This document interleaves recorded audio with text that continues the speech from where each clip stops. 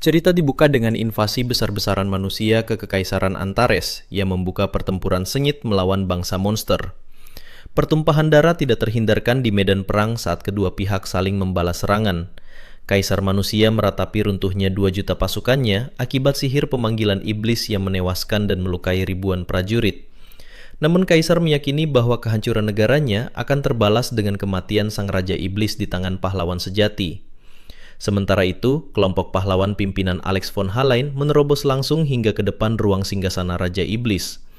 Pahlawan menyerukan akhir riwayat Raja Iblis Ravenheart yang dituduh telah mendatangkan kegelapan di dunia.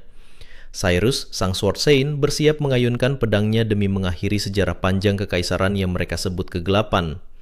Ravenheart menanggapi santai tuduhan tersebut dan mempertanyakan alasan Kekaisaran Antares yang berdaulat malah dicap sebagai tempat iblis.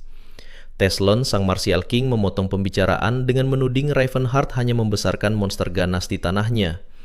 Dalam hatinya, Ravenheart geram karena ia hanya mengajarkan taktik bertahan hidup kepada kaum monster yang selama ini ditindas manusia. Ravenheart lantas mempertanyakan nasib 4 panglima utamanya yang bertugas menjaga garis depan benteng. Cyrus menyombongkan pembantaian yang ia lakukan terhadap prajurit orc yang dianggapnya sebagai makhluk hina. Ravenheart murka saat menyadari bahwa Tatit, panglima orc yang pemberani dan dihormatinya, telah gugur. Ravenheart mengecam para pahlawan yang menghabisi kaum orc, padahal mereka hanyalah ras damai yang melindungi sesamanya.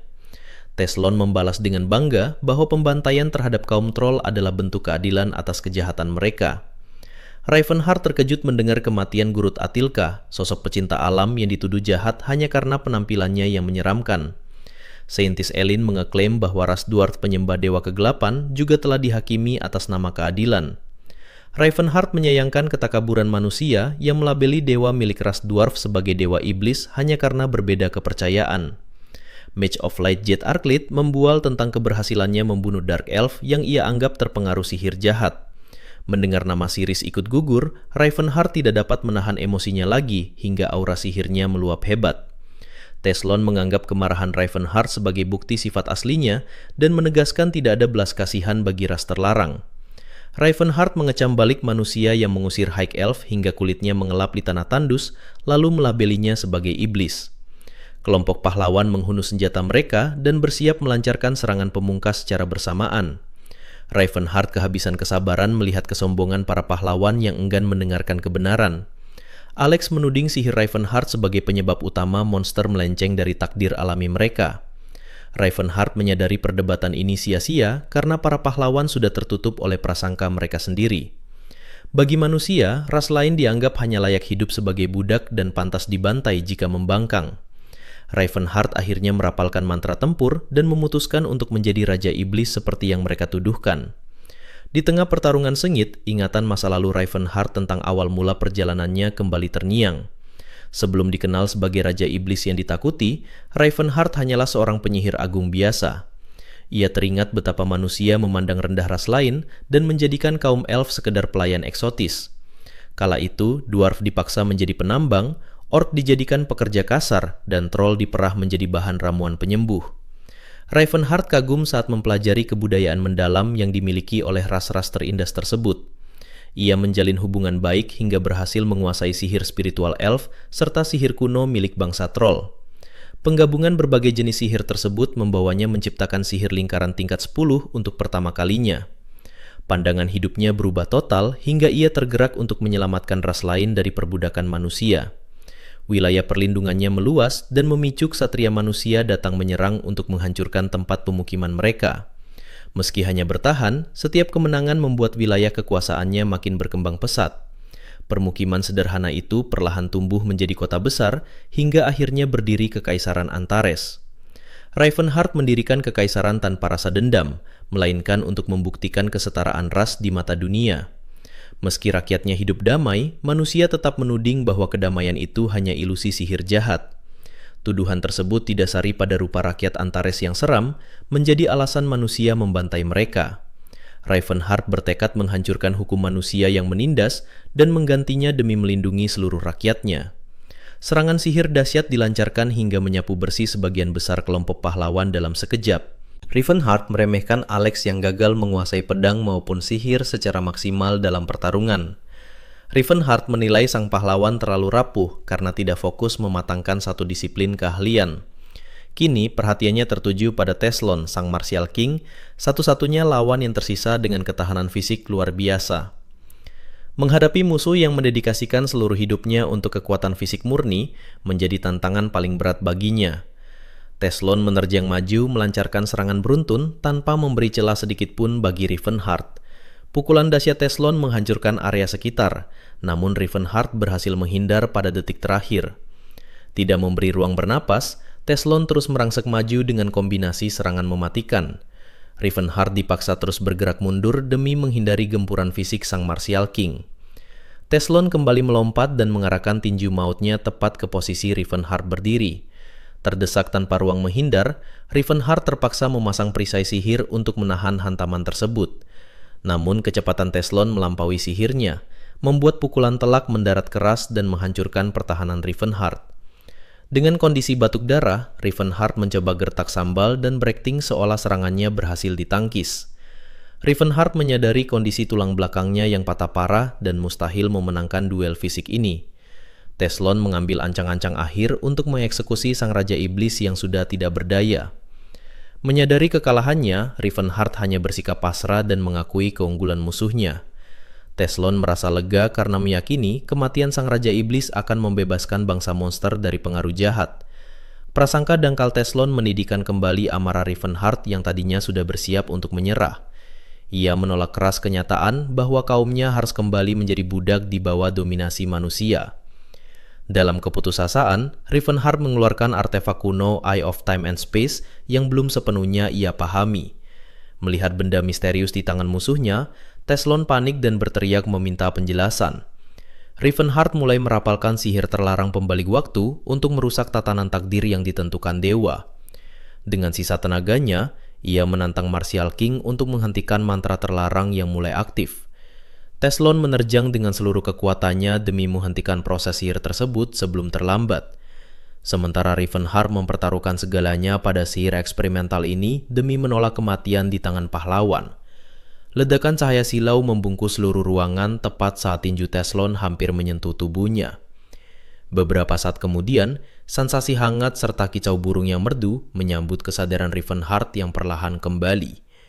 Ia membuka mata dengan keheranan saat merasakan tubuhnya masih utuh dan bernapas lega. Rivenhart tak menyangka mantra pembalik waktu yang belum sempurna itu benar-benar berhasil ia aktifkan.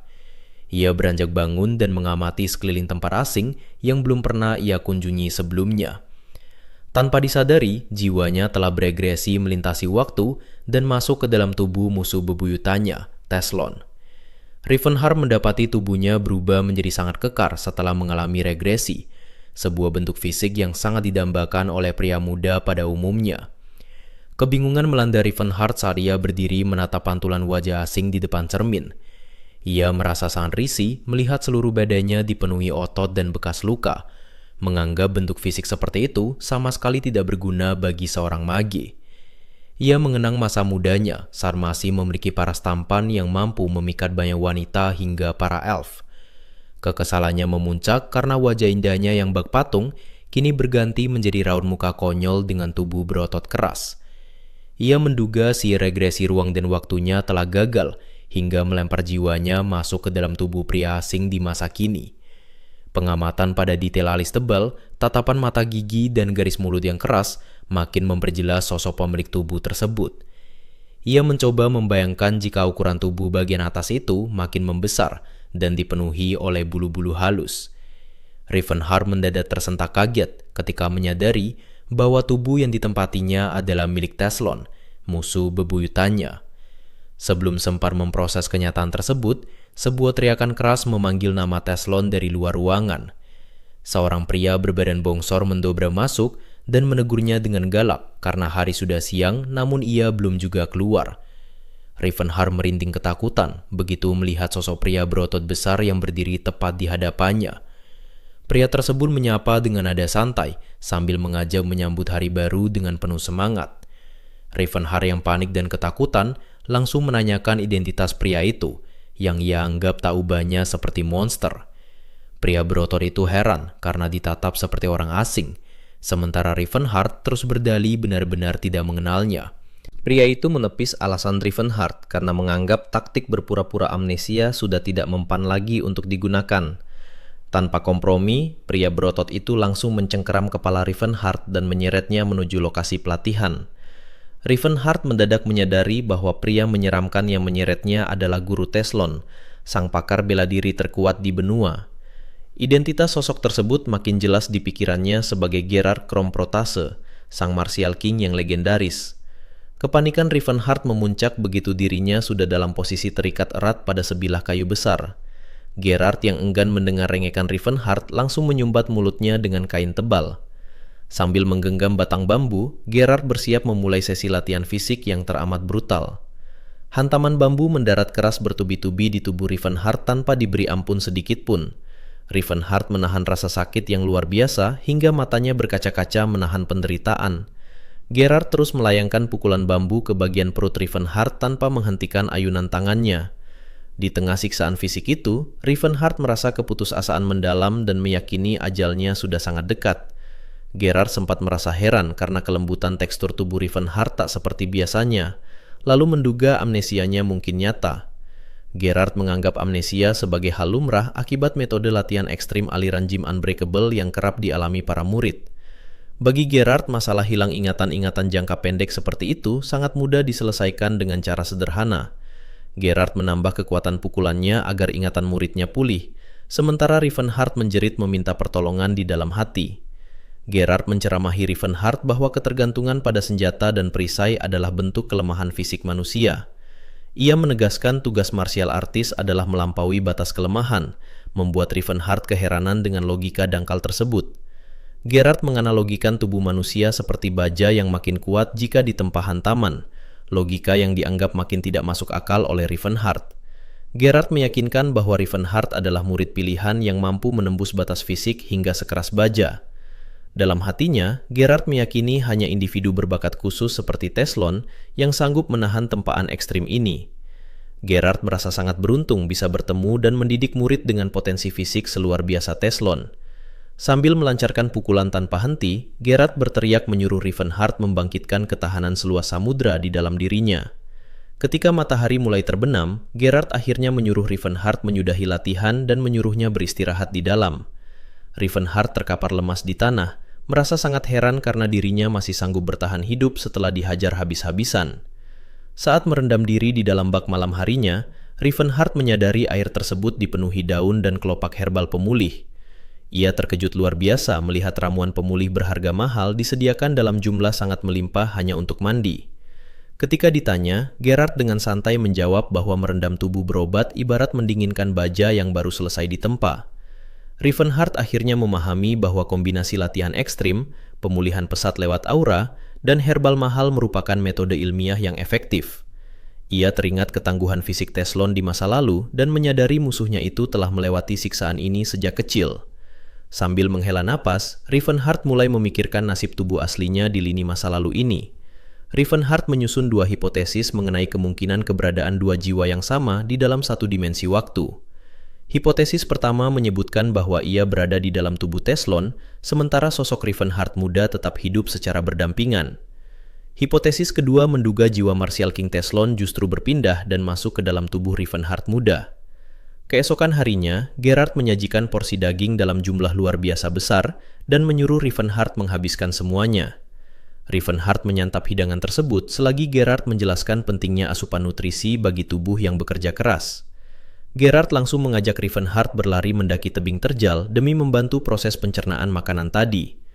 Di puncak tebing, Rivenhart dipaksa push up hanya dengan satu jari, namun ia menolak tawaran Gerard untuk menyudahi latihan. Saat melakukan sit-up bergantung di dahan pohon, Rivenhart meratapi nasibnya yang harus menjalani latihan seluar biasa kejam ini. Malam harinya, Rivenhart terkapar lemas tak berdaya di lantai kamar akibat siksaan latihan sepanjang hari. Ia terus merenungkan alasan terlempar ke masa lalu dan membayangkan dampak buruk jika kedua jiwa mereka saling bertemu. Ia menyadari bahwa berbenturan dua jiwa yang unik bisa berisiko melenyapkan salah satu jiwa untuk selamanya. Ia merasa aman dari potensi pertemuan karena Rivenhart muda pasti sedang mengurung diri membaca buku di menara sihir Delphia. Namun ia khawatir jika Teslon menguasai tubuh aslinya yang lemah, sebab teknik Teslon butuh tempaan fisik khusus. Ia meragukan Teslon sanggup melatih tubuh lemah itu tanpa bantuan seorang master dari aliran Gym Unbreakable. Ravenheart akhirnya memutuskan menyelinap keluar ruangan di malam hari demi melarikan diri dari tempat penyiksaan tersebut. Ia berlari kencang menerobos kegelapan malam dengan tekad bulat untuk membebaskan diri saat itu juga. Langkahnya terhenti seketika ketika sosok Geralt mendadak sudah berdiri menghadang di depannya sambil menyapa santai. Ravenheart terperanjat kaget melihat kecepatan bergerak sang kakek tua yang seperti monster. Geralt mencatat bahwa ini adalah percobaannya yang ke-9 untuk kabur setelah sempat tenang selama 2 bulan. Ravenheart berusaha jujur menjelaskan bahwa dirinya bukanlah Teslon, melainkan seorang mage bernama Ravenheart. Geralt menanggapi pengakuan tersebut dengan nada santai, seolah itu hanyalah karangan cerita baru. Geralt mengingatkan bahwa sebelumnya Ravenheart pernah mengaku berasal dari dunia lain dan berteman dengan naga. Ia juga mengungkit kebohongan lamanya yang mengaku sebagai ahli bela diri murim dari benua timur yang bereinkarnasi. Sambil memuji alibi barunya yang makin meyakinkan, Geralt mencengkeram kepala Ravenheart untuk diseret pulang tidur. Saat diseret kembali, Ravenheart mengutuki Geralt dalam hati dan bersumpah akan mencoba kabur lagi esok hari. Meski sadar akan sulit meloloskan diri, ia menolak pasrah untuk terkurung selamanya di tempat itu. Pada hari-hari berikutnya, Ravenheart terus berulang kali mencoba menyelinap, namun selalu ketahuan oleh Geralt. Tak peduli trik apapun yang ia gunakan, Geralt selalu berhasil menangkap dan menyeretnya kembali. Ravenheart akhirnya menyerah untuk kabur setelah menyadari kegigihan gurunya yang tak ubahnya seperti Raja Iblis. Geralt menegaskan bahwa sistem pencegahan murid kabur milik Gym Unbreakable telah teruji sempurna selama 130 tahun. Ravenheart menyadari bahwa meskipun berhasil melarikan diri, sang kakek tua pasti akan mengejarnya sampai ke ujung benua untuk menyeretnya kembali. Ia berpikir bahwa jalan terbaik yang tersisa adalah meminta izin secara baik-baik untuk menuruni gunung. Begitulah cara Ravenheart bertahan hidup selama 2 tahun di tempat yang ia sebut sebagai penjara penuh kasih sayang. Melalui gamblengan tiada henti itu, tubuhnya kini diselimuti energi dan berhasil membangkitkan aura. Ia merasa bangga karena mampu membangkitkan aura sebelum usia 20 tahun, jauh lebih cepat dibanding Sword Saint Cyrus. Geralt tidak terkejut sama sekali karena menganggap pencapaian itu adalah hasil yang pasti dari metode Gym Unbreakable. Ia menjelaskan bahwa dorongan insting bertahan hidup saat latihan fisik akan mendongkrak vitalitas dan memicu bangkitnya aura. Saat diajak berlanjut ke tahap berikutnya, Ravenheart berharap bisa mempelajari teknik bela diri yang normal. Harapan tersebut langsung hancur seketika saat Geralt mengepalkan tangan dan menantangnya berduel secara langsung. Ravenheart hanya bisa meratapi nasibnya karena 3 tahun berikutnya terus berjalan dengan siksaan duel yang sama. Suatu hari, Ravenheart berdiri tegak di atas tebing batu dan bersiap untuk menguji hasil latihannya. Ia memusatkan seluruh konsentrasi dan mengalirkan energinya menuju ke arah kepalan tangan untuk melancarkan jurus Calamity Horn. Pukulan kerasnya menghantam tebing batu hingga menimbulkan retakan yang sangat besar.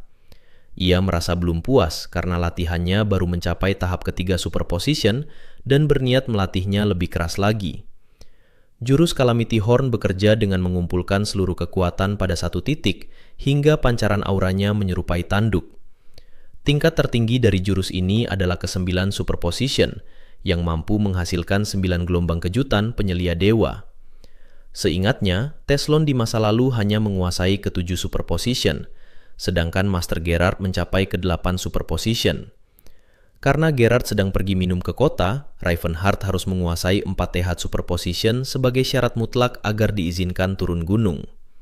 Sambil menatap tangannya, Ravenheart memutuskan untuk fokus menyelesaikan latihan stamina ketimbang memanfaatkan kesempatan ini untuk kabur.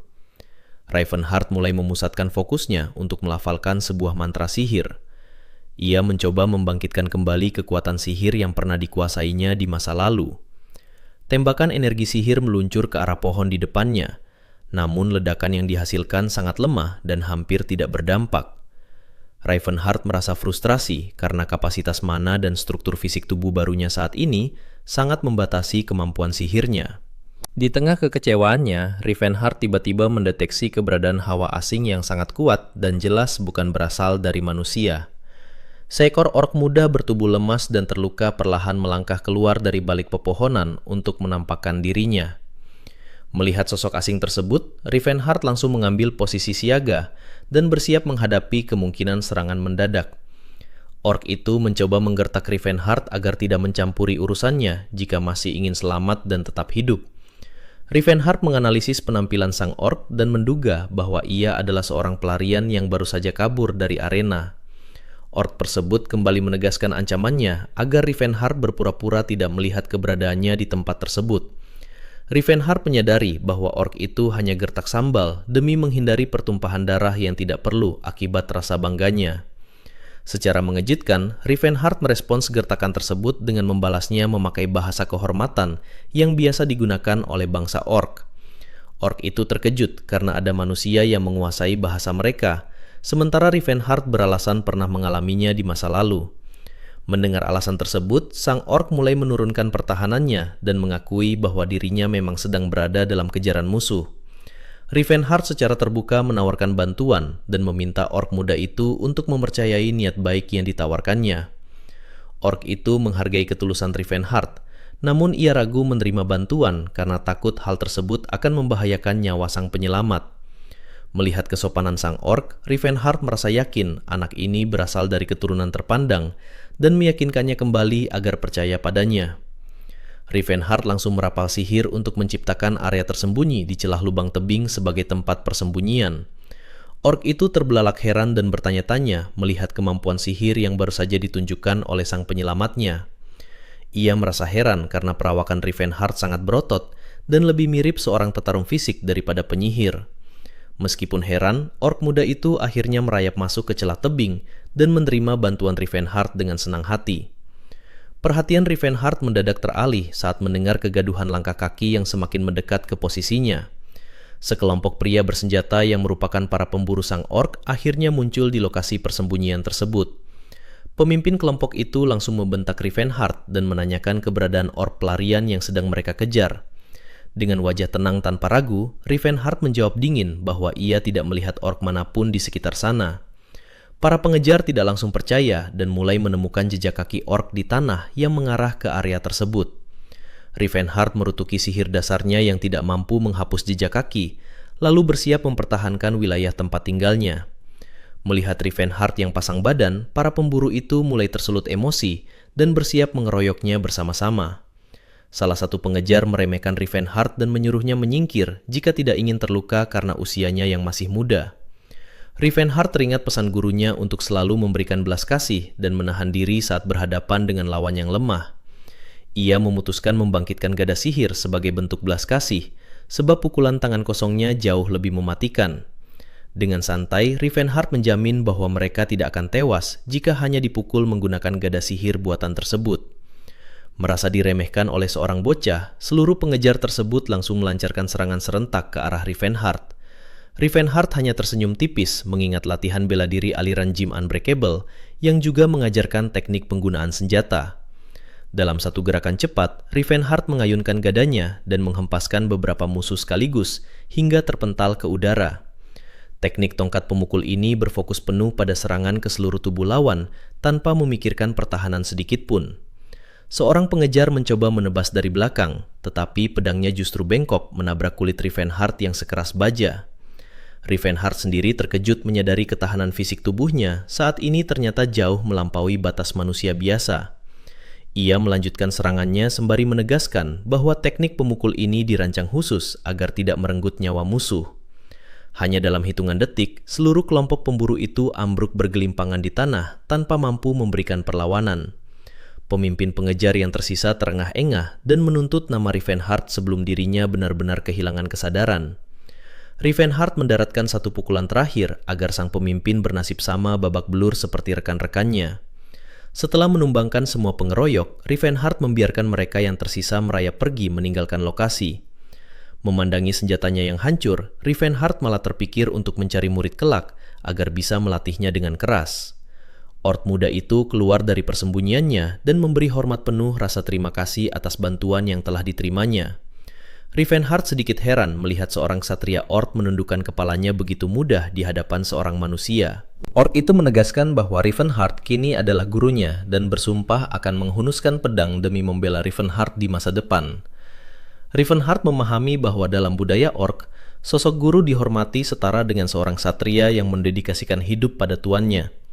Dengan penuh rasa hormat, sang Orc meminta izin untuk mengetahui nama lengkap dari penyihir yang telah menyelamatkannya.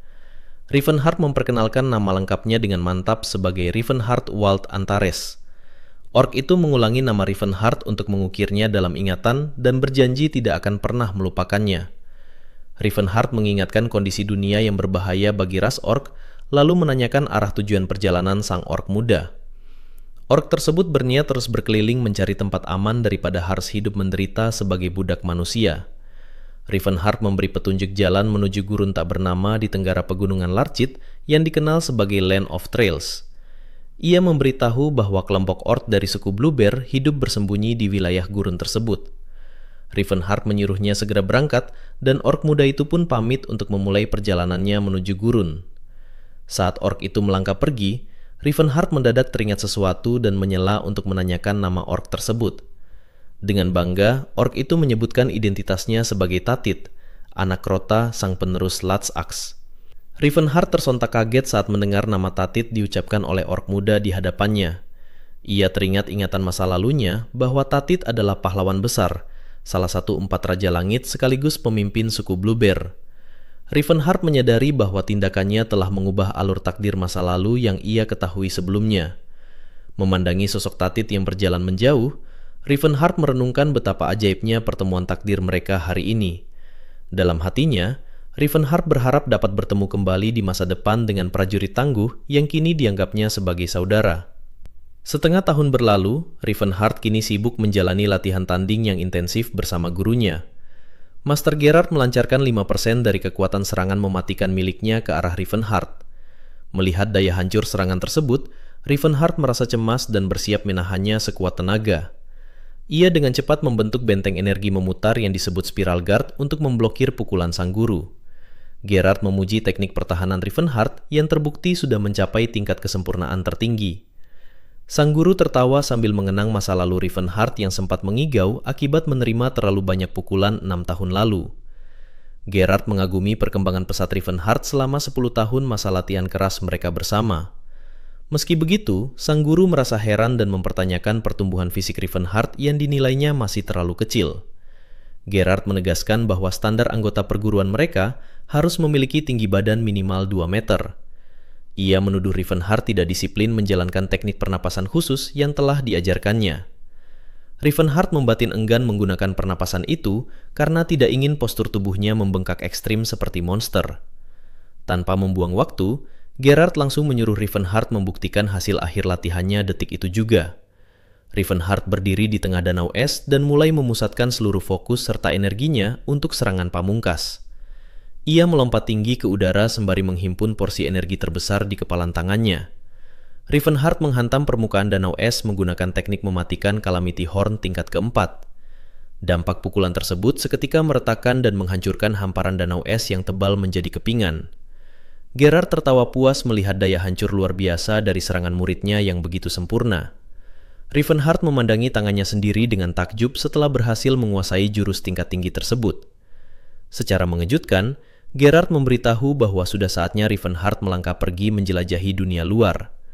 Sang guru secara resmi menyatakan Rivenhart lulus dan membebaskannya untuk menjalani hidup sesuai keinginannya. Gerard menegaskan tidak peduli apakah Rivenhart akan menjadi orang baik atau jahat selama ia hidup bebas. Bagi sang guru, kebebasan itu adalah ganjaran yang layak atas latihan berat yang berhasil dilewati Rivenhart. Rivenhart tertegun dan memanggil nama gurunya dengan perasaan haru mendengar kelulusan tersebut. Gerard kemudian teringat dan mulai menceritakan nasihat penting dari gurunya terdahulu puluhan tahun lalu. Pesan pertama adalah memperbolehkan mengumpulkan kekayaan, tetapi harus menghindari cara-cara yang curang atau tidak adil. Jika terpaksa menjadi penjahat, seseorang harus tetap memiliki harga diri dan prinsip kejahatan yang terhormat. Pesan kedua menekankan untuk selalu membela pihak yang tertindas agar hidup dipenuhi kehormatan dan pujian. Penindasan bukan sekedar soal pihak yang lemah, melainkan tentang ketidakadilan yang terjadi di sekitar mereka. Pesan ketiga dan yang paling utama adalah kewajiban untuk terus menjaga warisan bela diri perguruan Unbreakable. Gerard mengingatkan Rivenhart untuk meneruskan ilmu perguruan dengan mencari murid yang layak di masa depan. Ia berpesan agar Rivenhart tidak melewatkan kesempatan sekecil apapun jika menemukan calon murid berbakat. Gerard menyodorkan sebuah kantung berisi pakaian beserta uang perbekalan untuk perjalanan Rivenhart. Rivenhart sempat protes karena jumlah uang silver yang diberikan terasa sangat sedikit untuk perbekalan awal. Gerard kemudian menyerahkan sebuah peta yang menunjukkan lokasi rahasia berisi hadiah kecil di pegunungan. Sang guru menyuruhnya mampir ke lokasi tersebut jika Rivenhart sedang berada di sekitar area pegunungan. Dengan perbekalan seadanya, Rivenhart melangkah meninggalkan gurunya dan mulai berjalan menuruni gunung. Di tengah perjalanan turun, Rivenhart sempat menoleh ke belakang dengan perasaan ragu dan tidak percaya. Ia membatin dan mempertanyakan apakah dirinya benar-benar sudah bebas dari gemblengan latihan ekstrim gurunya. Tiba-tiba, Gerard menembakkan jurus Calamity Horn ke langit hingga menciptakan pilar cahaya raksasa yang membumbung tinggi. Dari kejauhan, Gerard berteriak menyuruh muridnya terus berlari maju tanpa berpaling membawa nama besar perguruan. Melihat ledakan dahsyat di puncak gunung, Rivenhart langsung berlari cepat ketakutan menuruni gunung tanpa menoleh lagi. Sementara itu, di sebuah bar desa, seorang bangsawan beserta pasukannya singgah untuk menikmati makanan. Kepala desa memberanikan diri menghampiri mereka, meskipun pemilik bar memperingatkan bahayanya. Kapten Kesatria langsung menanyakan maksud kedatangan kepala desa tersebut. Kepala desa menagih bayaran atas seluruh makanan yang telah dikonsumsi para kesatria. Kapten Kesatria merasa geram dan menganggap rakyat jelata itu tidak tahu diri. Ia melemparkan sekeping emas sambil menganggap jumlah tersebut sudah lebih dari cukup. Kepala desa gemetar keberatan karena jumlah emas itu masih sangat jauh dari total tagihan. Kapten Kesatria naik pitam dan menuduh kepala desa telah menghina pengetahuannya tentang harga pasar. Ia melayangkan pukulan keras ke kepala desa karena merasa kehormatannya sebagai kesatria dilecehkan. Warga desa menahan amarah atas keserakahan dan perlakuan semena-mena para kesatria yang bertindak seperti bandit. Tuan Muda Stefan menyela pergolakan tersebut untuk menanyakan hal yang sedang terjadi pada Sir Edward. Stefan mendukung tindakan kasar Edward dan menyalahkan belas kasihan yang kerap membuat rakyat jelata lupa diri. Di lokasi terpisah, Rivenhart mengenang masa lalunya saat bertubuh ramping dan disukai para wanita. Ia meratapi bentuk tubuh barunya yang kini terlampau kekar berotot menyerupai monster batu. Namun perasaannya mendadak membaik saat menyadari bahwa postur tubuhnya sekarang jauh lebih tinggi. Rivenhart menatap keluar jendela sambil memperhitungkan usia Siris yang saat ini setara dengan remaja manusia. Ia teringat keberadaan Siris yang kemungkinan besar berada di pelelangan budak Catan di kota Krom. Ia sempat mempertimbangkan untuk menerobos pelelangan tersebut dan membebaskan Siris secara paksa. Rivenhart membatalkan niat nekatnya demi menjaga pemulihan tenaga sihir dan memilih opsi membeli dengan uang. Meskipun tidak memiliki uang, ia optimistis memanfaatkan fisik yang kuat serta ingatannya tentang masa depan. Ia mengingat keberadaan sebuah reruntuhan kuno di jalur perjalanan menuju Catan. Di tempat lain, penyihir bernama Todd sedang melacak lokasi reruntuhan kuno atas perintah Stefan. Stefan mendesak Todd untuk segera memastikan titik lokasi pasti dari reruntuhan tersebut. Todd berhasil menemukan lokasi penjelajahan dan langsung memandangi pegunungan dari balik jendela. Todd mengonfirmasi pegunungan bersalju tersebut sebagai makam kesatria ternama, Sir Claude von Leotars Altion. Rivenhart telah memulai perjalanannya menuju pegunungan Hatan 3 hari setelah meninggalkan Krom. Ia merasa kagum pada daya tahan tubuh barunya yang sanggup menahan cuaca dingin tanpa kesulitan. Menggunakan teknik ingatan masa lalu, ia mengingat informasi reruntuhan yang dulu diperolehnya dari Todd. Rivenhart teringat pernah menemukan harta karun asli yang terlewat oleh kelompok penjelajah Todd.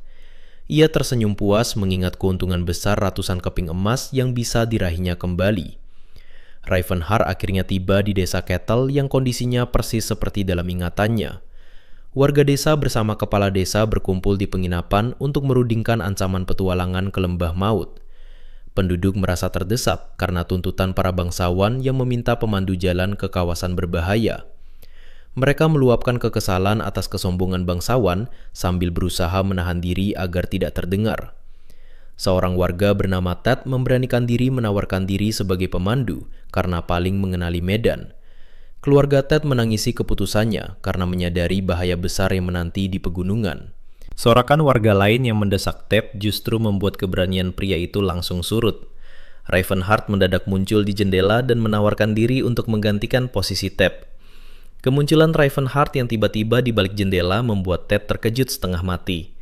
Ted langsung mengarahkan busurnya sementara Ravenheart beralasan hanya kebetulan lewat dan mendengar mereka. Ravenheart meyakinkan Ted bahwa ia sudah sangat mengenal medan penjelajahan tersebut.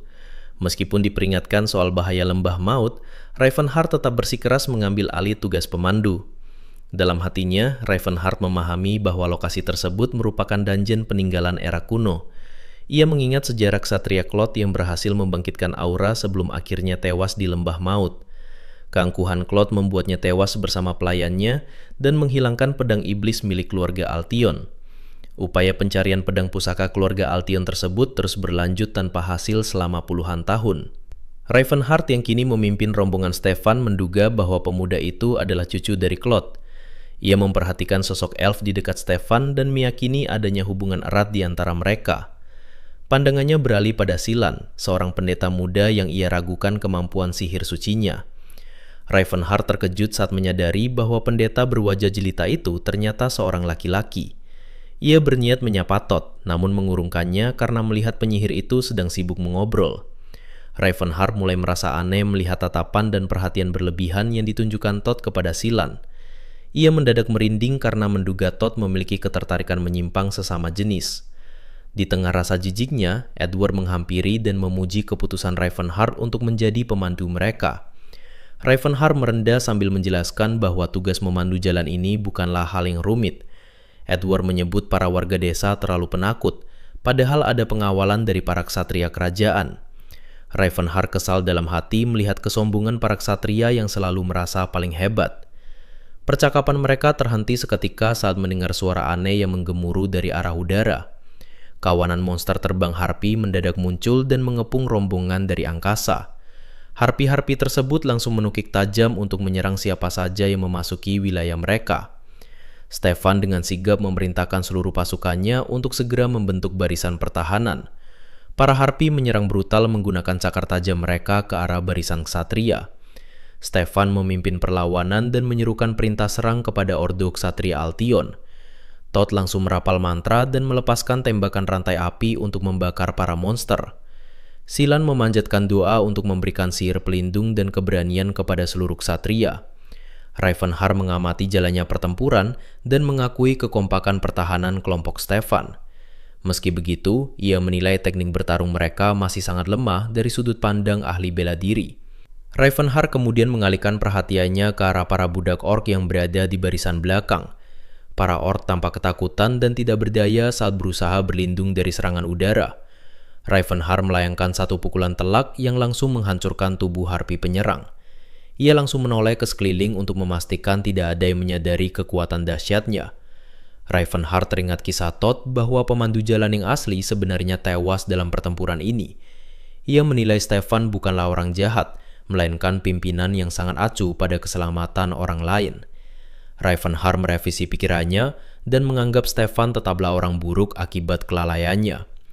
Silan berteriak menyuruh Ravenheart segera mundur dan bersembunyi di balik pohon demi keselamatannya. Harpi yang tersisa melepaskan tembakan bulu-bulu tajam ke arah Ravenheart dari udara. Serangan bulu tajam tersebut sama sekali tidak sanggup menggores kulit tubuhnya yang tangguh. Ravenheart berpura-pura kesakitan saat salah satu bulu mengenai area di sekitar matanya. Ia membunuh monster itu dengan pukulan spontan sambil meratapi aktingnya yang terbilang konyol. Setelah seluruh harpi terbunuh, Stefan segera memeriksa kondisi keselamatan para penyihir dan pendeta. Stefan membanggakan kehebatan ordo ksatrianya dan menyuruh seluruh pasukan merayakan kemenangan. Ravenheart menghampiri Todd untuk berterima kasih atas bantuan sihir yang melindunginya. Ia mulai memancing percakapan dengan menyebutkan keberadaan seorang teman di menara sihir Delphia. Dengan raut wajah serius, Ravenheart menanyakan keberadaan nama dirinya sendiri kepada Todd. Todd terkejut mengetahui pemandu berotot itu berteman dengan Ravenheart yang dikenalnya. Ravenheart beralasan hanya ingin tahu kabar temannya, dan Todd mengonfirmasi kondisi Ravenheart baik-baik saja. Ia kembali memastikan apakah ada kejadian aneh yang menimpa Rivenhart dalam beberapa tahun terakhir. Todd malah mulai melantur dan menunjukkan ketertarikan aneh pada keindahan fisik Rivenhart. Rivenhart menahan amarah dan rasa jijiknya melihat respons menyimpang yang ditunjukkan oleh Todd. Sambil mencoba tetap tenang, Rivenhart menanyakan perubahan sikap yang mungkin terjadi pada dirinya. Silan menyela percakapan mereka untuk memastikan tidak ada korban yang mengalami luka-luka. Pendeta muda itu langsung menghampiri para budak orc untuk mengobati luka-luka mereka. Seorang kesatria mencomel karena menganggap tindakan Silan mengobati para orc hanya membuang energi. Rivenhart menyayangkan sikap diskriminatif para manusia yang masih memperlakukan bangsa orc seperti hewan. Stefan memotong perdebatan dan memerintahkan Rivenhart untuk segera melanjutkan tugasnya memandu jalan. Rivenhart memberikan petunjuk arah dengan tatapan dingin yang membuat Stefan sempat merasa ganjil. Beberapa jam kemudian, kelompok Stefan tampak sangat kelelahan setelah menghadapi rentetan serangan basilis, serigala mengerikan, serta puluhan ogre di gunung kecil itu. Rivenhart tersenyum puas secara diam-diam karena ia sengaja mengarahkan mereka menerobos jalur baru tanpa mengikuti jalan yang sudah ada. Ia membatin dengan sinis bahwa keputusan ini adalah yang tercepat, memanfaatkan para knight, cleric, dan mage tanpa berniat mempermainkan mereka. Rombongan tersebut akhirnya tiba di lokasi tujuan, tempat Sir Claude sebelumnya tewas akibat serbuan monster yang sangat masif. Stefan dan Todd merasa sangat senang setelah berhasil memastikan bahwa tempat di hadapan mereka adalah reruntuhan kuno Palton. Seluruh anggota rombongan mulai melangkah turun untuk mendatangi area pintu masuk utama bangunan bersejarah tersebut. Todd memeriksa area sekitar dan memberikan kepastian kepada Stefan bahwa kondisi pintu masuk aman untuk diterobos. Stefan segera menyerukan perintah agar seluruh pasukannya bersiap memasuki area runtuhan kuno tersebut. Rivenhart memilih berhenti dan pamit, tetapi Stefan menyuruhnya pergi karena tugas sebagai pemandu jalan telah usai. Saat Rivenhart mengaku tidak bisa pulang sendiri, Stefan berjanji memberikan perlindungan selama perjalanan kembali ke desa. Rivenhart merasa kesal dalam hati karena menyadari bahwa pasukan tersebut awalnya sama sekali tidak berniat melindunginya. Stefan mengangkat pedangnya tinggi-tinggi untuk membakar semangat prajurit demi merebut pedang iblis Altion. Pasukan tersebut melangkah masuk ke dalam reruntuhan, meninggalkan Rivenhart sendirian di luar bangunan. Setelah ditinggal sendirian, Rivenhart segera bersiap untuk menjalankan rencana pribadinya di area tersebut. Ia mengingat kembali sejarah reruntuhan Palton yang kini penuh monster, padahal dulunya merupakan markas militer zaman Perap. Rivenhart melangkah masuk ke dalam area bangunan sambil mengenang masa lalu saat meneliti tempat itu bersama Siris.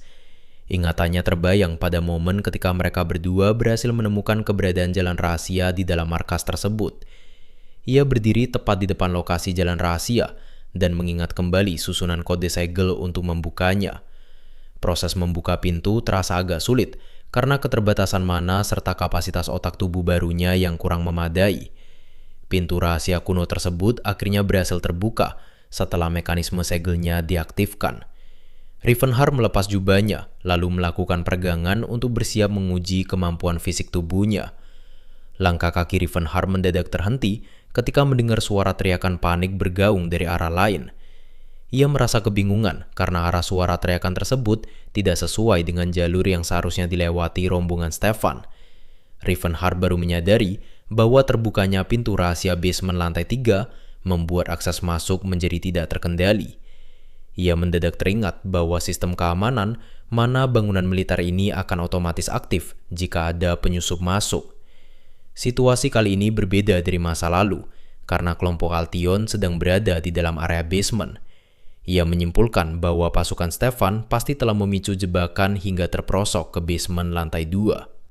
Di sisi lain, Stefan dan pasukannya panik saat harus bertarung melawan ancaman tak terlihat di tengah kegelapan. Seekor monster berukuran sangat besar muncul menembus dinding dan langsung menatap tajam ke arah Stefan. Tubuh Stefan gemetar hebat karena menyadari mustahil bagi manusia untuk mengalahkan sosok monster sekuat itu. Silan sigap menjalankan tugasnya sebagai priest untuk menyembuhkan luka para knight di garda belakang. Seorang knight mengucapkan terima kasih, sementara Silan menyembuhkannya hanya demi menjaga kelangsungan hidupnya sendiri. Silan mendatangi Todd untuk berterima kasih atas sihir pelindungnya, meski Todd merasa keselamatan mereka belum terjamin. Seluruh anggota rombongan memasang posisi siaga penuh untuk menghadapi bahaya yang siap keluar dari balik pintu. Gerombolan monster dalam jumlah besar mendadak keluar berhamburan dan menyerbu ke arah mereka. Para Knight langsung panik dan berlarian ketakutan menghadapi serbuan monster yang datang secara mendadak.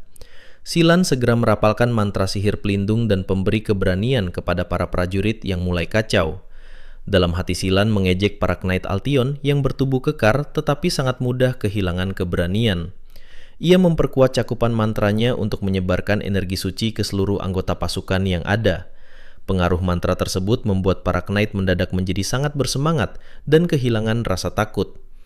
Todd merasa tercengang melihat efek kekuatan suci Silan yang justru membuat para Knight bertindak melampaui batas seperti berserker. Para Knight yang telah kerasukan semangat perang langsung menerjang dan bertempur sengit melawan kawanan monster. Todd memberikan bantuan serangan dari jarak jauh menggunakan sihirnya untuk menyokong barisan depan. Sihir Todd berhasil memaksa beberapa monster melepaskan senjata dari genggaman mereka.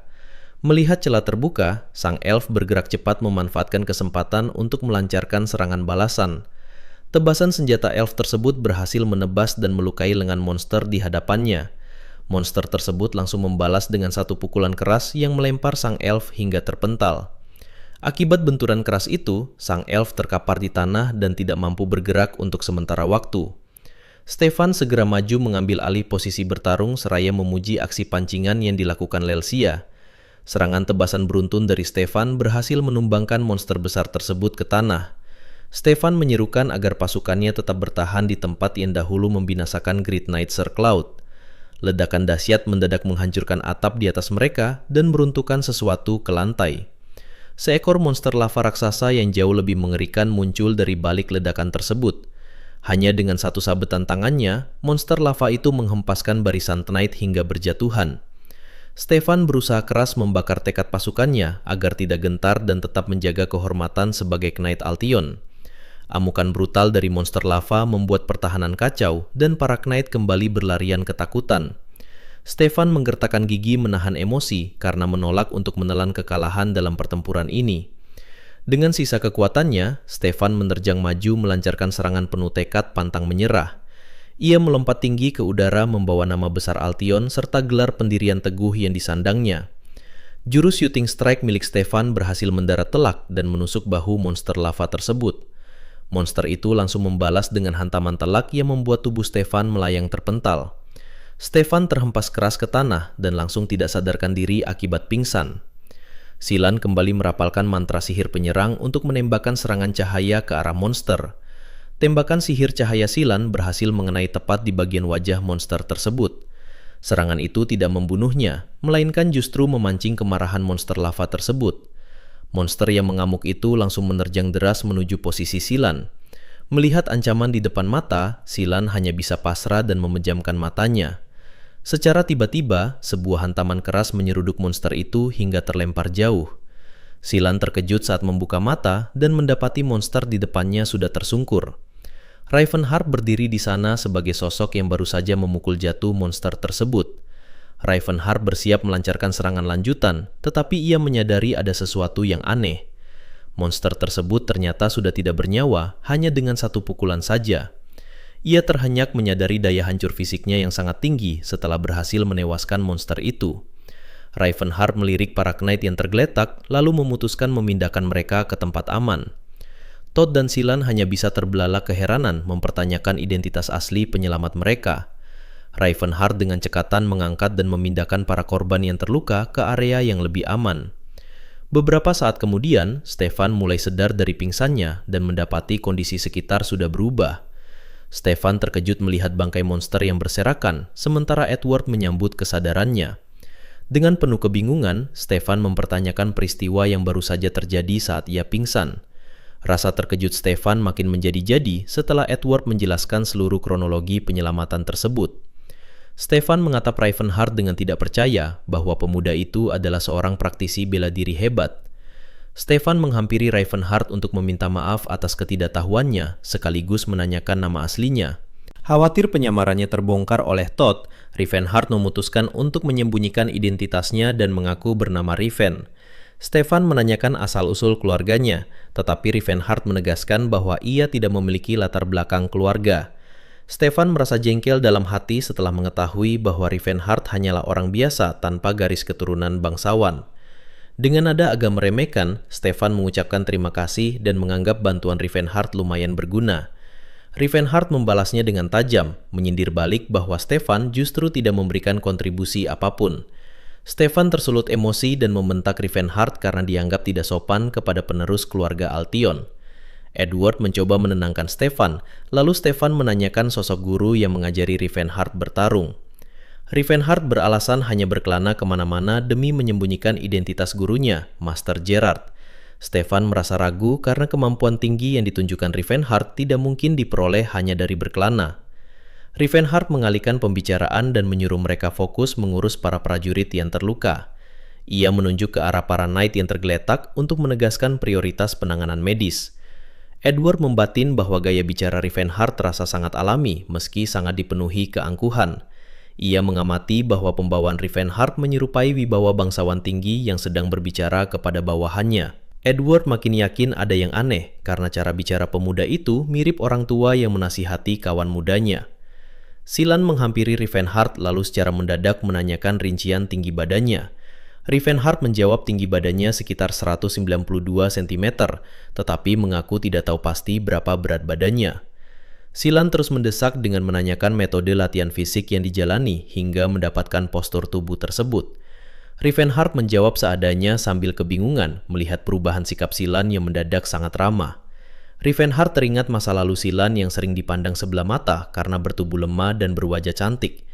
Ia paham bahwa rasa minder masa kecil membuat Silan sangat terobsesi pada otot besar dan bercita-cita menjadi monk.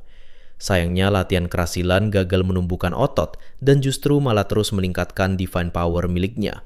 Rivenhart merasa geli sekaligus risih melihat pandangan penuh kekaguman yang dipancarkan Silan kepadanya. Rivenhart pamit untuk mencari jalan keluar dan Silan langsung menawarkan diri untuk ikut bersamanya.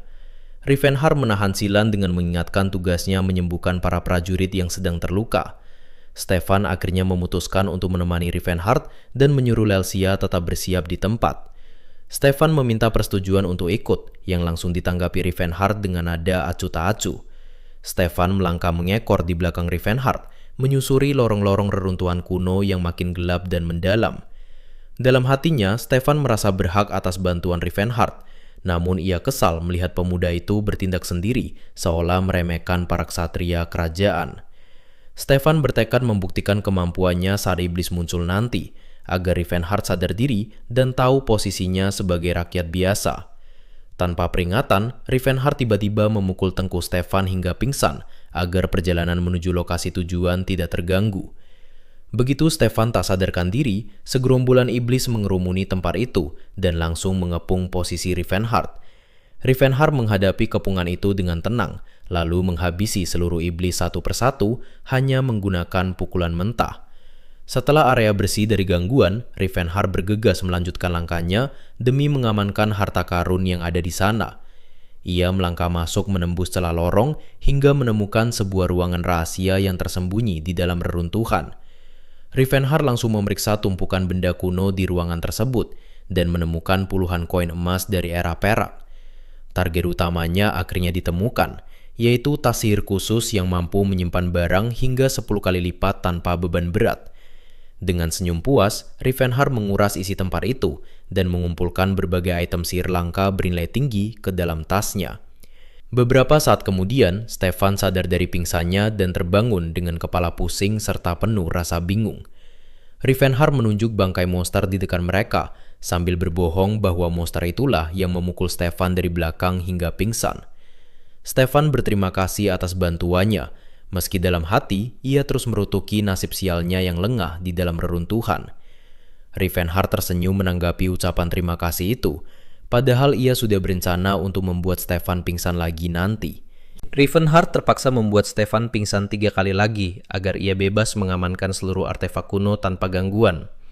Stefan merasa heran tiap kali terbangun dan berencana mengonsumsi suplemen karena curiga ada masalah dengan refleks tubuhnya. Setelah selesai mengumpulkan semua barang targetnya, Rivenhart mengajak Stefan kembali untuk bergabung dengan kelompok utama. Rombongan tersebut bergerak bersama menusuri jalur utama menuju ruangan pusat di jantung reruntuhan. Silan ragu Rivenhart warga biasa karena penampilannya terlalu mencolok dan wibawanya tidak terlihat seperti rakyat jelata. Silan makin curiga sebab Rivenhart selalu berbicara santai dan santun layaknya bangsawan, bahkan kepada tetua seperti Sir Edward. Rivenhart menyadari keterobohannya dalam bersikap dan bertekad lebih menjaga tata bahasanya agar identitasnya tidak terbongkar. Langkah rombongan akhirnya terhenti tepat di depan sebuah pintu raksasa yang menjadi pembatas ruangan terakhir. Tanpa rasa ragu sedikit pun, Stefan langsung mendorong pintu besar tersebut untuk memeriksa isi ruangan di dalamnya. Seluruh anggota kelompok mendadak bungkam dan terpana begitu menyaksikan pemandangan mengerikan di balik pintu. Seekor monster raksasa berwujud iblis terlihat terbelenggu oleh rantai-rantai besi besar di tengah ruangan. Rivenhart terkejut karena keberadaan iblis penjaga itu sama sekali tidak sesuai dengan ingatan masa lalunya. Ia segera menyadari bahwa monster tersebut merupakan ancaman lama yang ternyata belum pernah ditaklukkan. Rivenhart menyarankan seluruh tim untuk mundur karena menganggap kekuatan kelompok saat ini belum cukup untuk menang. Seorang ksatria tiba-tiba berteriak memberitahu Stefan mengenai pedang yang sedang dipegang oleh iblis tersebut. Mata Stefan melirik tajam ke arah cengkraman monster dan mengenali pedang legendaris milik ksatria kerajaan. Todd bertanya untuk memastikan niat Stefan yang tampak berniat meladeni monster berbahaya itu. Todd mengingatkan risiko besarnya, namun Stefan justru marah karena tidak terima pedang kehormatan mereka dikotori monster. Dengan emosi membara, Stefan bersumpah tidak akan mundur dan bertekad merebut kembali pedang itu walau harus mempertaruhkan nyawa. Stefan mengangkat pedangnya tinggi-tinggi sambil memerintahkan seluruh pasukannya untuk bersiap melancarkan serangan. Melihat aksi pamer keberanian itu, Rivenhart hanya bisa membatin dan meremehkan kebodohan Stefan.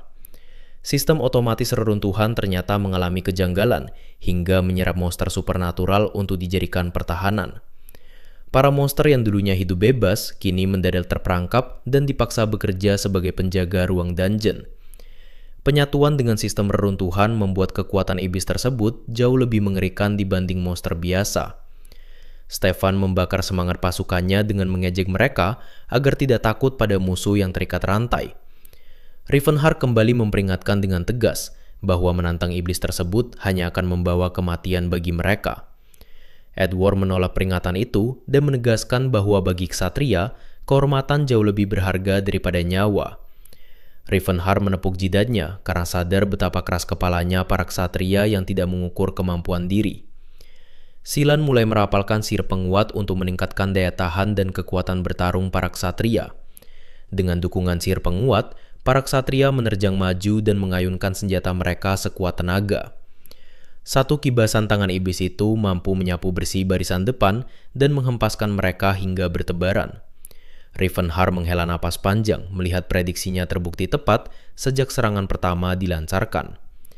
Dalam sekejap mata, separuh dari jumlah pasukan ksatria sudah tergeletak tidak berdaya di lantai. Rivenhart menyadari Stefan tipe orang yang bebal, sedangkan Edward masih sedikit bernalar walau tetap ceroboh. Ia mengamati gaya bertarung Stefan yang lincah menghindari serangan, meski tebasannya cuma memberi goresan tipis pada musuh. Silan membantu pertempuran dari lini belakang dengan meluncurkan mantra serangan secara berkala ke arah monster. Saat perhatian monster teralih oleh sihir Silan, Lelsia memanfaatkan celah tersebut untuk merangsek maju. Lelsia dan Stefan mengayunkan pedang mereka secara bersamaan demi memecah pertahanan iblis itu. Rivenhart mengakui kebolehan bertarung Lelsia yang dinilainya jauh lebih cekatan dibanding Edward. Todd terus memberikan dukungan jarak jauh dengan menembakkan rentetan mantra sihir ke arah target. Layar peringatan sistem mendadak muncul mengabarkan bahwa beban pertahanan telah mencapai batas dan beralih ke fase 2. Seluruh rantai pengikat hancur berkeping-keping hingga membuat monster raksasa itu terbebas sepenuhnya. Rivenhart langsung memasang posisi siaga karena situasi berubah menjadi jauh lebih berbahaya dari perkiraan. Monster yang terbebas itu melompat tinggi dan menerjang langsung ke tengah-tengah barisan para ksatria. Dengan kebebasan geraknya, iblis tersebut mengamuk secara brutal dan membantai para ksatria tanpa ampun. Stefan mencoba memanfaatkan titik buta musuh dan menyerang dari belakang sambil berteriak penuh emosi. Monster itu menyadari pergerakannya dan langsung mendaratkan pukulan telak ke perut Stefan. Hantaman keras tersebut melempar tubuh Stefan hingga menghantam dinding batu ruangan dengan sangat telak. Meski kesakitan, Stefan berusaha keras untuk bangkit kembali dan menahan rasa sakit di tubuhnya. Stefan kembali menerjang maju beriringan dengan Lelsia untuk mengulang serangan kombinasi mereka.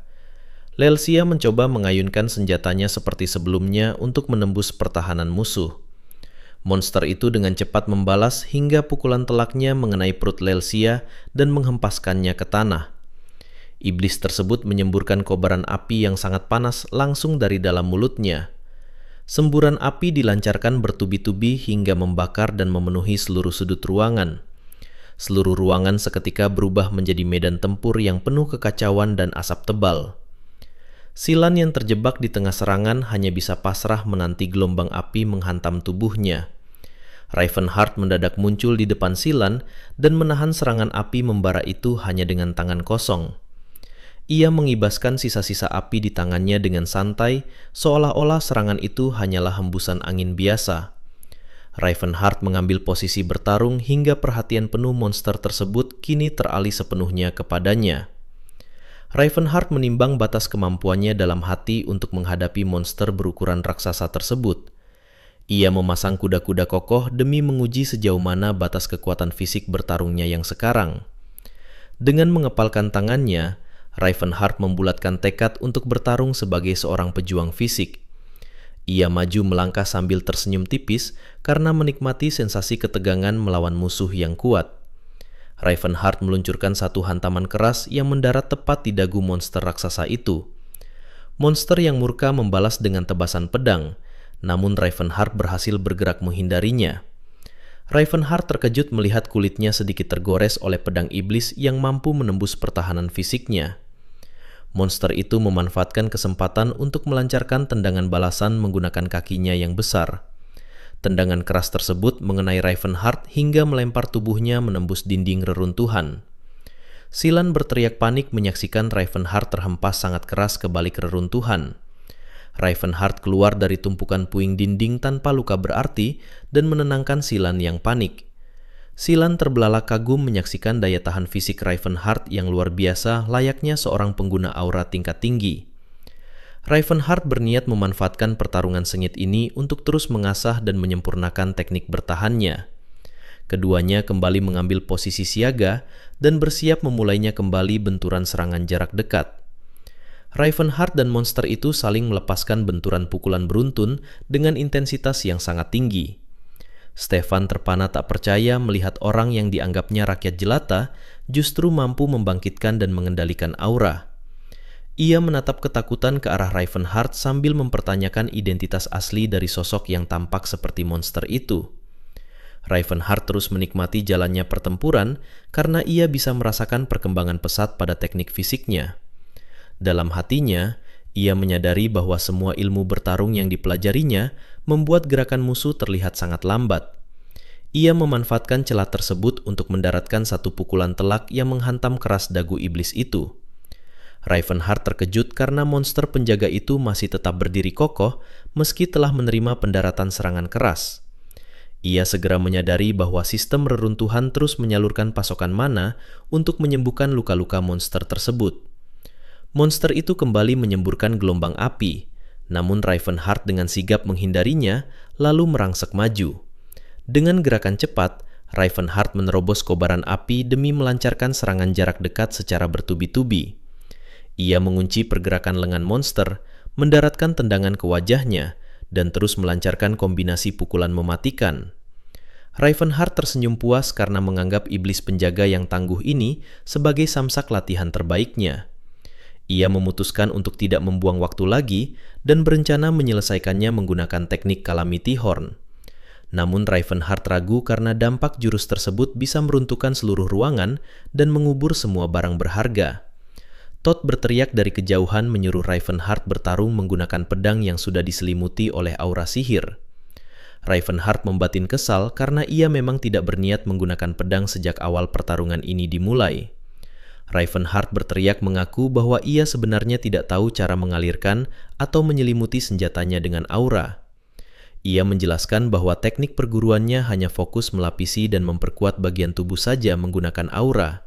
Silan berteriak memotong percakapan untuk memastikan apakah daya tahan tubuh Rivenhart memang sekuat yang terlihat. Setelah Rivenhart membenarkan hal itu, Silan langsung tersenyum dan bersiap merapalkan mantra sihir khusus. Silan segera merapalkan sihir penguat tingkat tinggi yang diarahkan langsung ke seluruh permukaan tubuh Rivenhart. Rivenhart merasakan sensasi tekanan sihir yang aneh dan asing mulai menjalar ke seluruh bagian tubuhnya.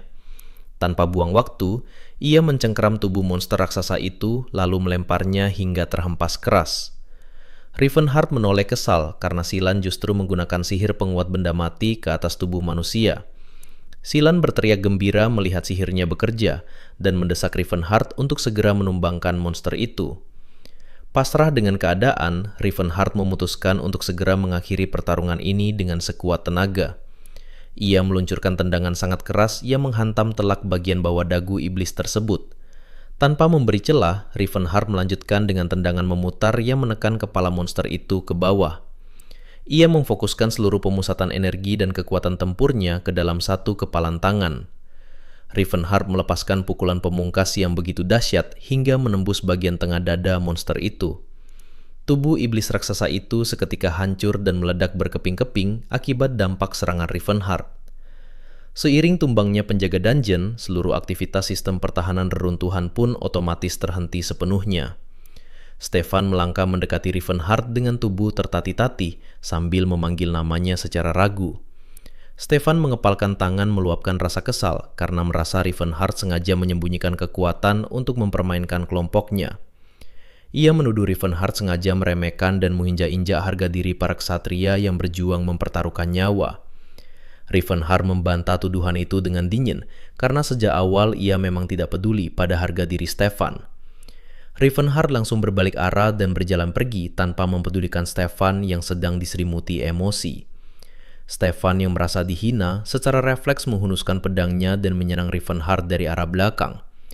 Rivenhart merunduk mengambil pedang di tanah persis saat tebasan Stefan melayang, membuat serangan itu luput sepenuhnya. Tebasan yang meleset membuat Stefan hilang keseimbangan, lalu terjatuh bergulingan menuruni anak tangga. Stefan meringis kesakitan di bawah tangga sambil makin murka karena Rivenhart memilih untuk menghindar. Rivenhart menyodorkan pedang iblis yang dicarinya sambil menyuruh Stefan mengambil barang itu agar tidak membuat keributan lagi. Edward terkagum-kagum memuji Rivenhart yang terbukti tidak serakah meski berada di hadapan pedang yang sangat berharga. Stefan menerima pedang tersebut dengan perasaan sangat terhina oleh kebaikan yang ditunjukkan oleh Rivenhart.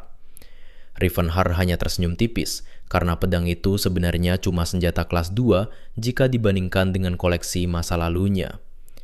Setelah seluruh artefak diamankan dan ancaman usai, mereka semua akhirnya melangkah keluar melintasi pintu reruntuhan.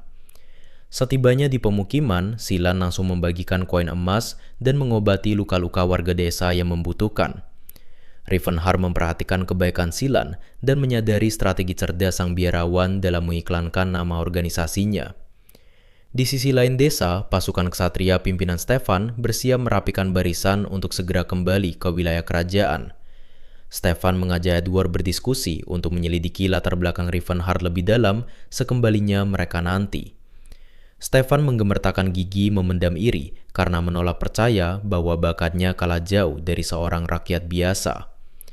Rivenhart selesai mengemas seluruh barang bawaannya dan langsung bersiap melangkah pergi untuk menemui Siris.